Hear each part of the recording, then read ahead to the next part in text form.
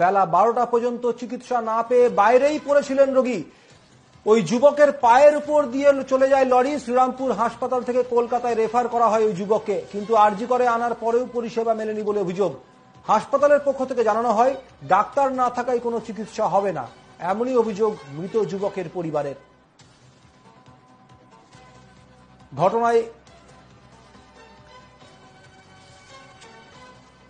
আপনাদের আরো একবার জানিয়ে রাখি, ইতিমধ্যেই জাস্টিস ফর আরজি কর নিয়ে যখন স্লোগানে তোলপাড় গোটা বিশ্ব থেকে শুরু করে দেশ রাজ্য সব জায়গা, ঠিক সেই সময় এই মুহূর্তে বিতর্কে আরজি কর, কারণ বিনা চিকিৎসায় মৃত্যু হলো 28 বছর বয়সী এক যুবকের বলে অভিযোগ উঠছে। এই মুহূর্তে আপনাদের শোনাবো পরিবারের লোকজন কি বলছেন। আমি ঘুমোচ্ছিলাম, আমার বউ কান্নাকাটি করে আমাকে জাগিয়েছে, বলছে ওকে অ্যাক্সিডেন্ট হয়েছে। তা আমি আমার ওয়াইফ দুজনে গিয়ে সেই স্পটে যাই। এটা কোন্নগরে হয়েছে। আমরা তুলে নিয়ে শ্রীরামপুর ওয়ালসে যাই। ওখানে গিয়ে এমার্জেন্সিতে দেখাই। এমার্জেন্সি বললো আপনাদের রেফার করে দিচ্ছে, আপনারা অন্য হসপিটালে নিয়ে যান। ওই অ্যাম্বুলেন্সেই আবার এখানে আমরা চলে আসি আরজি করে গিয়ে আমার ওয়াইফ আর ওর দিদা দুজনে যায়।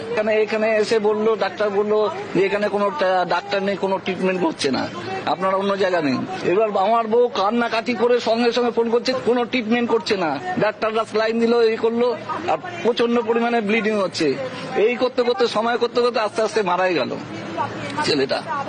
আমি বলতে চাই, একজনের প্রতিবাদে এত পেশেন্ট মারা যাচ্ছে, এটা কি ঠিক? ডাক্তাররা ঠিক করছে? যেই ডাক্তারদের ভগবান রূপে মনে করে সবাই, সেই ডাক্তাররা, জুনিয়র ডাক্তার হোক সিনিয়র ডাক্তার হোক, একজন মহিলার প্রতিবাদে অবশ্যই প্রতিবাদ করুক, কিন্তু পরিষেবা দিয়ে প্রতিবাদ করুক, এটা আমার কথা।